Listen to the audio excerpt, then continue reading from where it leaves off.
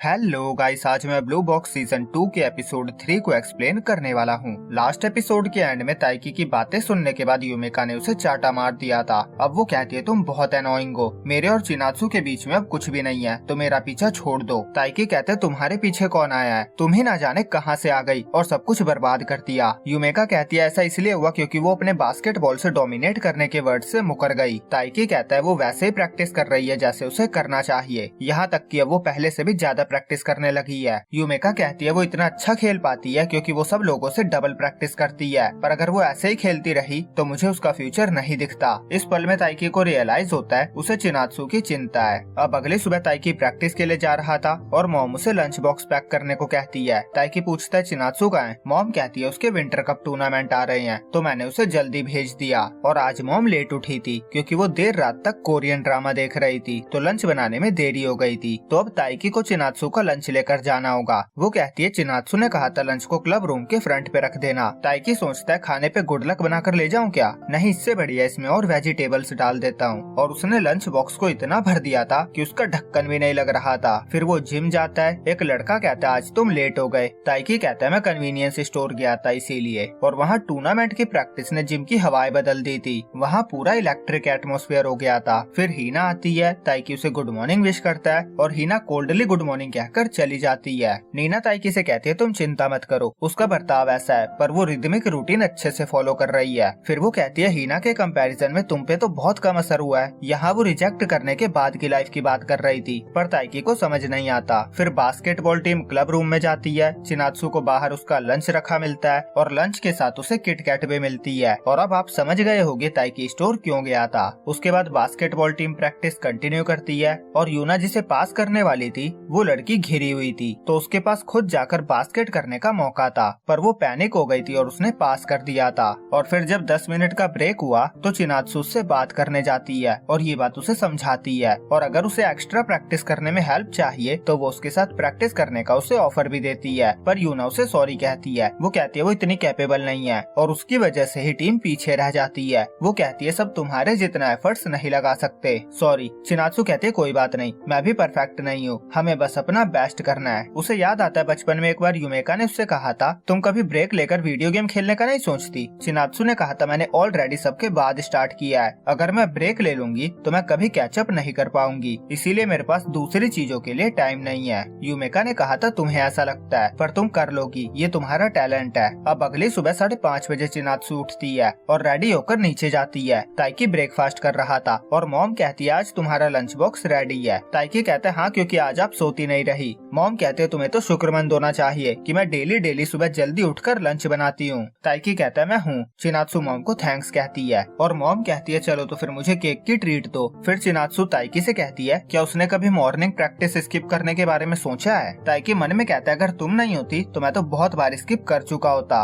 वो कहता है हाँ बहुत बार मेरा बेड से उठने का भी मन नहीं करता, पर जब ऐसा होता है तो मैं अपने फ्यूचर को इमेजिन करता हूँ और फिर मुझे पता होता है कि अगर मैं वापस सो गया तो बाद में मुझे रिग्रेट होगा। मुझे लगता है अगर मैंने प्रैक्टिस स्किप किया तो मुझे खुद से नफरत हो जाएगी और इसी तरह मैं आज भी उठाऊं। चिनात्सु कहती है तुम बहुत हार्ड वर्किंग हो। फिर दोनों एक साथ घर से निकलते हैं। ताइकी सोचता है इसने पूछा मतलब ये भी स्किप करने के बारे में सोचती है, इसने युमिका की वजह से शुरू किया था तो इसमें इसकी गलती नहीं है, पर ये अभी तक लगी हुई है और इसीलिए ये चिनात्सु है। वो मन में कहता है युमिका तुम गलत हो। चिनात्सु बहुत सारा एफर्ट्स लगाती है क्योंकि ये उसका गोल है और ये इजी नहीं है। आई विश कि तुम उसके क्लोज होती। सीन जिम में शिफ्ट होता है। आज गर्ल्स बास्केटबॉल टीम का प्रैक्टिस मैच था तो वो सब वहाँ नहीं थे और बॉयज बास्केटबॉल टीम का कोच आकर कहता है क्या किसी को विंटर कप में होने वाले गर्ल्स बास्केटबॉल टीम के पहले मैच के टिकट चाहिए। मेरी वाइफ ने टिकट ली थी पर उसकी मॉम की बैक में प्रॉब्लम हो गई है तो वो घर पे ही रहेगी, तो मेरे पास एक्स्ट्रा टिकट है। ताइकी फटाफट टिकट ले लेता है। कोच कहते हैं पर उस दिन तो तुम्हारी प्रैक्टिस है। ताइकी कहता है ये मेरे लिए नहीं है, मेरे दोस्त के लिए है। तभी मात्सुओ का आकर उसके हाथ से टिकट छीन लेता है। वो कहता है जो खुद मैच देखने जाएगा उस बंदे को प्रायोरिटी मिलनी चाहिए। ताइकी कहता है बिल्कुल भी नहीं। मात्सुओ का कहता है मैं बास्केटबॉल खेलता हूँ, मुझे देखना चाहिए। ताइकी कहता है पर टिकट पहले मैंने ली थी। मात्सुओ का कहता है यहाँ फर्स्ट कम फर्स्ट सर्व की बात नहीं हुई थी। ताइकी कहता है क्या तुमने सुना नहीं है, जो पहले रिएक्ट करता है वो जीतता है। वो चाहता था मात्सुओ का चिनात्सु के आसपास भी ना भटके। मात्सुओ का कहता है मैंने ऐसा कुछ भी नहीं सुना है और कोच उनका मामला उन पे छोड़कर चले जाते हैं। मात्सुओ का कहता है कॉम्पीट कर लेते हैं, जो ज्यादा देर शटल रनिंग करेगा वो जीतेगा।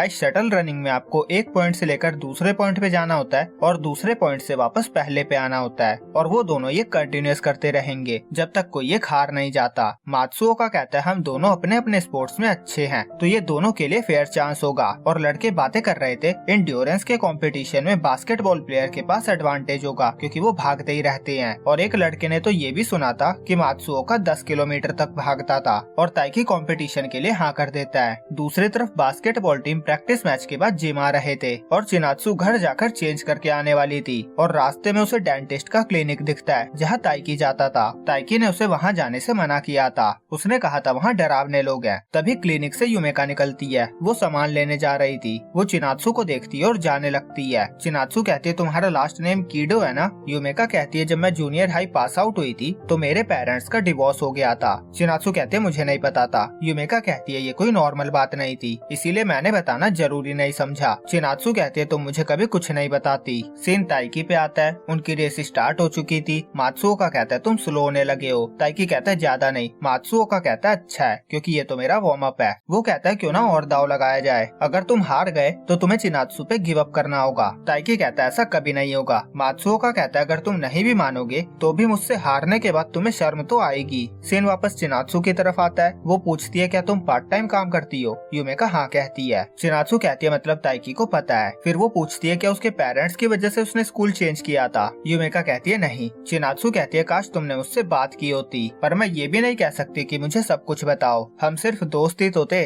मुझे नहीं पता था तुम्हें कैसा फील होता है, ये तुम्हारी लाइफ है, मैं कर भी क्या सकती हूँ। और वो उसकी शॉपिंग के बीच में आने के लिए उसे सॉरी कहकर जाने लगती है। तभी यूमेका कहती है मैं तुम्हें कैसे बताती, मैं अपनी कमियों के बारे में तुम्हें कैसे बता सकती थी, तुम मुझे अपना हीरो मानती थी। Of course as a friend हमने बहुत एंजॉय किया था, पर तुम मुझे अपना टीममेट मानती थी जो बास्केटबॉल में अच्छी थी। तुम मुझे एडमायर करती थी, मुझ पे रिलाय करती थी। पहले पहले तो मुझे खुशी हुई थी, पर जैसे जैसे टाइम बीतता गया बास्केटबॉल के लिए मेरा पैशन खत्म होता गया। चिनात्सु कहते तुम झूठ बोल रही हो। यूमेका कहती है नहीं। वो कहती है मैं इतनी भी अच्छी नहीं थी, मैं हमेशा प्रैक्टिस स्किप करने का सोचा करती थी। जब मुझे रियलाइज हुआ टैलेंट जैसा कुछ भी नहीं होता है तो मैं बास्केटबॉल से दूर भागना चाहती थी। असलियत में तो तुम मेरी हीरो हो, तुमने कभी प्रैक्टिस से भागने की नहीं सोचा। मैं तुम्हारी डेडिकेशन देखकर चौंक गई थी, मुझे खुद पे शर्म आने लगी थी और इस तरह मैं तुमसे हेट करने लगी। मैं तुम्हें ये सब कैसे बताती? चिनात्सु को याद आता है यूमेका ने एक लड़की को कहा था कि वो एफर्ट डालने की एबिलिटी को एडमायर करती है। यूमेका कहती है जूनियर हाई के फाइनल गेम के बाद मैंने तुम्हें अकेले प्रैक्टिस करते हुए देखा था, उस टाइम मैंने अच्छा नहीं खेला था तो गेम के बाद मुझे लगा था फाइनली अब मैं फ्री हो गई हूँ, पर तुम फिर भी प्रैक्टिस कर रही थी। इससे चिनात्सु को ताइकी की बात याद आती है, उसने भी उसे बताया था उसने उसे लास्ट गेम के बाद प्रैक्टिस करते हुए देखा था।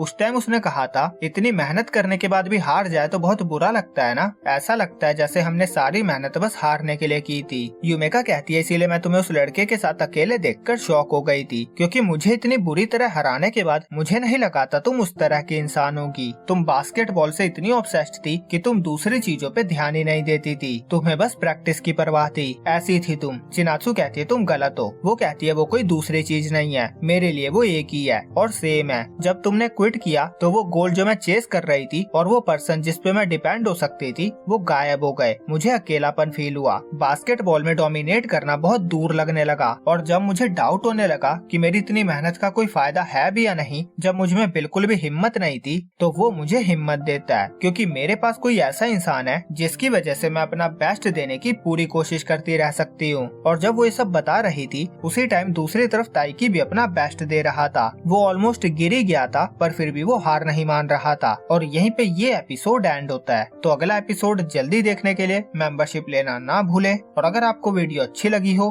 तो प्लीज लाइक और चैनल को सब्सक्राइब करना ना भूले।